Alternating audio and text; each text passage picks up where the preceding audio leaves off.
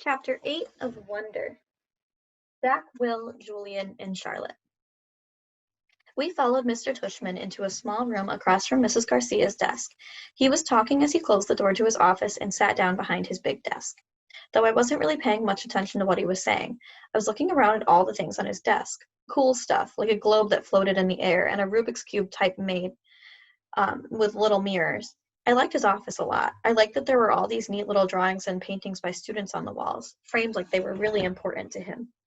Mom sat down in the chair in front of Mr. Tushman's desk, and even though there was another chair next to hers, I decided to stand beside her. "Why do you have your own room and Miss G doesn't?" I said. "You mean like why do I have an office?" asked Mr. Tushman. "You said she runs the place," I said. "Oh, well, I was kind of kidding. Mrs. G is my assistant." "Mr. Tushman is the director of the middle school," Mom explained. "Do they call you Mr. T?" I asked, which made him smile. "Do you know who Mr. T is?" he answered. "I pity the fool," he said in a tough voice like he was intimidating someone. I had no idea what he was talking about. "Anyway, no," said Mr. Tushman, shaking his head. "No one calls me Mr. T, though I have a feeling I'm called a lot of other things I don't know about. Let's face it, a name like mine is not so easy to live with, you know what I mean?" Here, I have to admit I totally laughed, because I knew exactly what he meant. "Mom and Dad had a teacher called Mrs. Butt," I said. "Augie," said Mom, but Mr. Tushman laughed. "Now that's bad," said Mr. Tushman, shaking his head. "I guess I shouldn't complain. Hey, so listen, August, here's what I thought we would do today." "Is this a pumpkin?" I said, pointing to the framed painting behind Mr. Tushman's desk. "Augie, sweetie, please don't interrupt," said Mom. "Do you like it?" Mr. Tushman said, turning around and looking at the painting. "I do too, and I thought it was a pumpkin until the student who gave it to me explained that it's not a pumpkin. Are you ready for this? It's actually a portrait of me. Now, August, I ask you, do I really look like that much of a pumpkin?" "No," I answered, though I was thinking yes. Something about the way his cheeks puffed out when he smiled made him look like a jack-o'-lantern. Just as I thought that, occurred to me how funny that was. Cheeks. Mr. Tushman. And I started laughing a little. I shook my head and covered my mouth with my hand. Mr. Tushman smiled like he could read my mind. I was about to say something else, but then all of a sudden I heard other voices outside the office. Kids' voices. I'm not exaggerating when I say this, but my heart literally started beating like I had just run the longest race in the world. The laughter had just poured out of me. The thing is, when I was little, I never minded meeting new kids because all the kids I met were really little too. What's cool about really little kids is they don't try to say stuff to hurt your feelings, even though sometimes they do say stuff that hurts, but they don't really know what they're saying. Big kids, though, they know what they're saying, and that's definitely not fun for me. One of the reasons I grew my hair so long last year was that I liked my bangs covered my eyes. It helped me block out things that I didn't want to see. Mrs. Garcia knocked on the door and poked her head inside. "They're here, Mr. Tushman," she said. "Who's here?" I said. "Thanks," said Mr. Tushman and Mrs. Garcia. "August, I thought it'd be a good idea for you to meet some students who will be in your homeroom this year.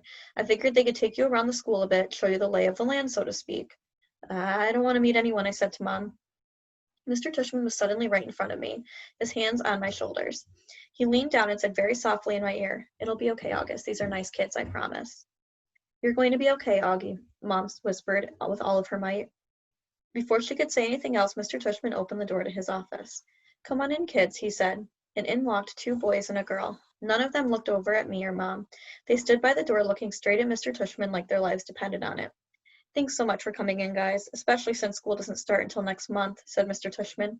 "Have you all had a good summer?" All of them nodded, but no one said anything. Great, Mr. Tushman. "So guys, I wanted you to meet August. He's going to be a new student here this year. August, these guys have been students at Beecher Prep since kindergarten, though, of course, they were in lower school building, but they know all the in and outs of the middle school program. And since you're all in the same homeroom, I thought it'd be nice for you to get to know each other a little bit before school started. Okay? So kids, this is August. August, this is Jack and Will." Will looked at me and put his hand out. When I shook it, he kind of half smiled and said, "Hey," and looked down really fast. "This is Julian," said Mr. Tushman.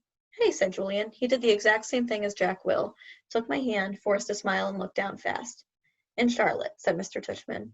Charlotte had the blondest hair I'd ever seen. She didn't shake my hand, but gave me a quick little wave and smiled. "Hi, August. Nice to meet you," she said.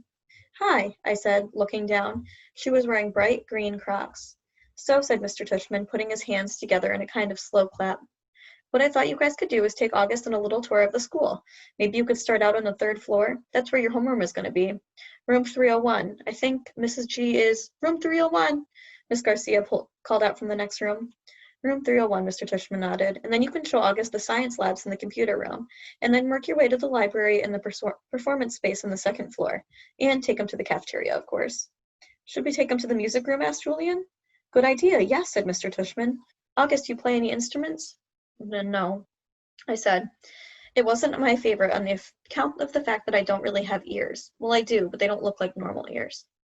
Well, you may enjoy seeing the music room anyway, said Mr. Tushman. We have a very nice selection of percussion instruments. August, you've been wanting to learn how to play the drums, Mom said, trying to get me to look at her.